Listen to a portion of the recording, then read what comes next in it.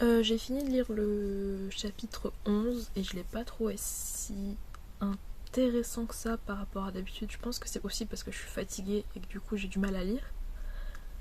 Mais je l'ai pas trouvé aussi intéressant que le chapitre 9 ou 10 par exemple. Voilà.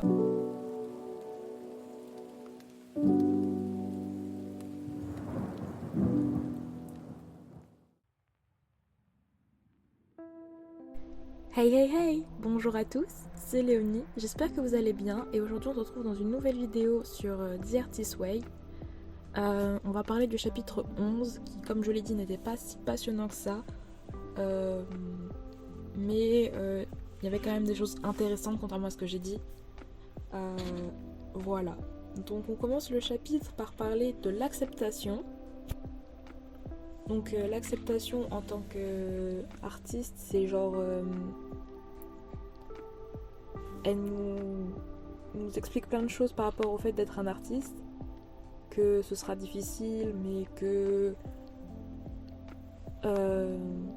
il faut s'accepter en tant qu'artiste, pardon, et qu'il faut accepter qu'on va devoir expérimenter beaucoup pour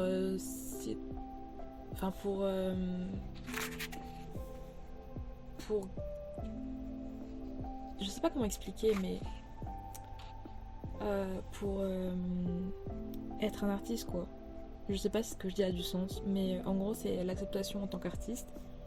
Ensuite, elle parle du succès, que le succès c'est quelque chose qu'on peut atteindre, mais qu'une fois qu'on l'a atteint, bah, il disparaît et on se retrouve sans satisfaction, enfin on se retrouve sur notre faim. Et comme elle l'a dit dans le chapitre précédent.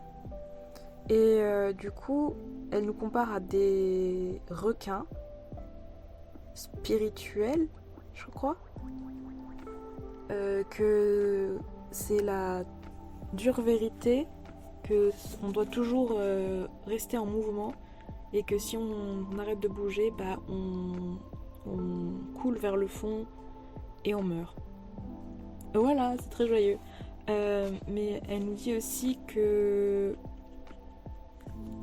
la créativité, ce n'est pas un business, c'est quelque chose de beaucoup plus compliqué que ça. On ne peut pas reproduire un succès qu'on a déjà eu, et que même si ça peut générer du business, la créativité en soi n'est pas un business.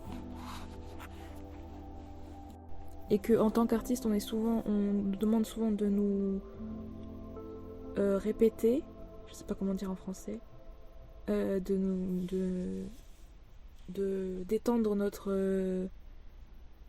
notre marché qu'on a construit, et que des fois c'est possible, mais la plupart du temps ça l'est pas, et que du coup en tant qu'artiste c'est difficile d'être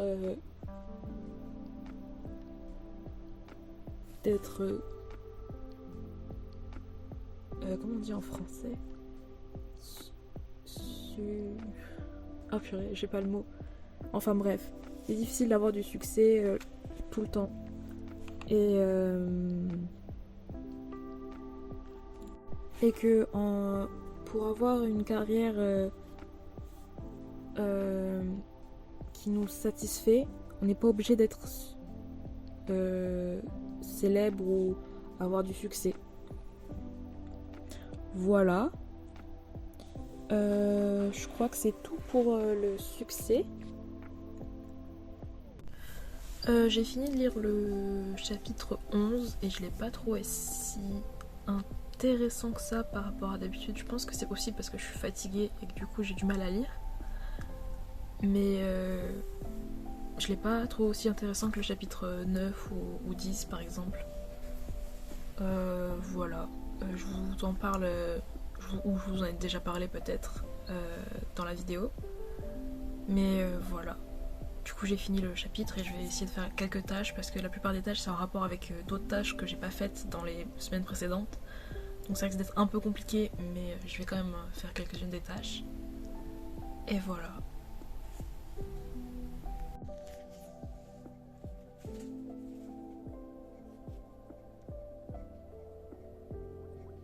On reprend donc de parler des chapitres, enfin des parties du chapitre du livre, et on va continuer à parler des sports zen. Et du coup, les sports zen, enfin le sport zen, elle nous parle de la méditation et du fait que la plupart des créateurs bloqués sont des êtres cérébrales et qu'il faut qu'ils pensent aux choses qu'ils doivent faire mais qu'ils ne peuvent pas faire et que la plupart du temps ils doivent se déplacer dans le corps, enfin déplacer leur tête dans le corps. C'est difficile à expliquer en français, mais en gros que la première chose à faire c'est de se déplacer dans le corps. Et du coup pendant 2-3 pages elle nous explique elle nous explique la relation entre les artistes et le sport pendant 2-3 pages, ouais, je pense. Et elle nous dit que, par exemple, le sport, ça les aide dans leur création. Et voilà, je pense que c'est tout. Ensuite, elle parle de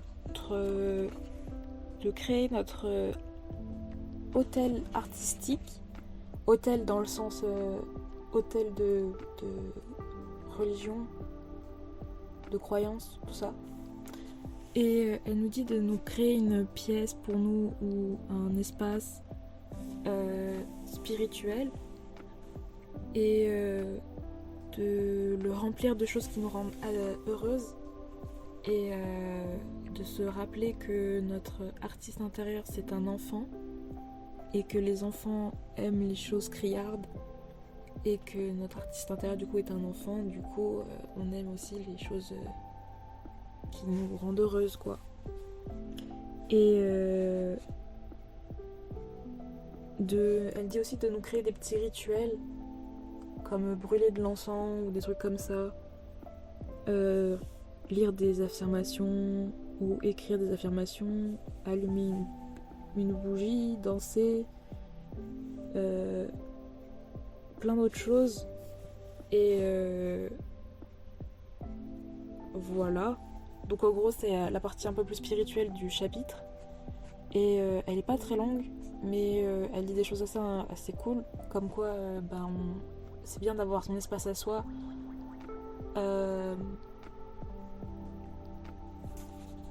Pour pratiquer son art et avoir un espace à soi qui nous rend heureux. Voilà. Donc voilà pour le chapitre 11. C'était assez chaotique je pense comme explication du chapitre 11, mais je suis vraiment fatiguée en ce moment, donc c'est compliqué d'expliquer ce que j'ai compris du chapitre. Mais bon, on va passer du coup aux activités et du coup les activités étaient beaucoup en rapport avec les activités qu'on avait fait précédemment dans le livre. Du coup certaines activités j'ai pas pu les faire, mais j'ai au moins fait mon artist date. J'ai pas fait les pages du matin, mais voilà.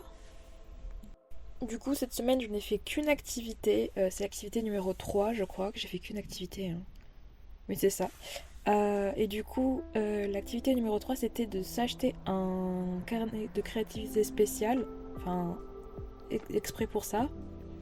Et du coup je me suis acheté un cahier assez simple avec des lignes à Cultura, parce que j'étais à Cultura à ce moment là, enfin bref on s'en fout. Et du coup on devait prendre une page par catégorie. Et les catégories étaient la santé, les possessions, le loisir, les relations, la créativité, la carrière et la spiritualité. Et on devait lister dans chaque catégorie tous nos souhaits pour chaque catégorie. Et on devait en lister 10, je sais pas si je l'ai dit, j'oublie ce que je dis, c'est une catastrophe. Du coup, c'était beaucoup. Et je crois que j'ai pas fait toutes les catégories, mais j'ai quand même réussi à le faire assez rapidement. Et c'était assez intéressant de voir ce qui ressortait de ce que je voulais faire. Et j'ai eu beaucoup de mal pour la catégorie des relations, je crois. Parce que je sais pas trop qu'est-ce que je veux, qu'est-ce que je souhaite des relations humaines que j'ai. Et voilà, c'est tout. Et donc c'est tout pour la vidéo. J'espère qu'elle vous aura plu. Je vais prendre une semaine de pause plutôt après cette vidéo. Mais vous ne verrez pas de pause. Juste pour faire une pause avec The Artist Way parce que j'ai l'impression que je fatigue un peu. Et je reprendrai la semaine qui arrive pour la semaine 12, la dernière semaine. Et comme ça, je pense que j'aurai hâte de continuer le livre parce que là, je commence à en avoir marre. Et voilà. Donc j'espère que la vidéo vous aura plu. Moi, en tout cas, ça me plaît toujours de faire ces vidéos. Et même si c'est assez challengeant en même temps que de faire le Pitchtober et d'autres choses en même temps, ça fait beaucoup de choses, mais au moins je suis occupée. Et ça, c'est cool. Voilà. Donc c'est tout ce que j'avais à dire pour cette vidéo. J'espère que du coup ça vous aura plu. Je pense que c'est la troisième fois que je le dis. C'était Léonie. On se retrouve bientôt dans une prochaine vidéo. Bye!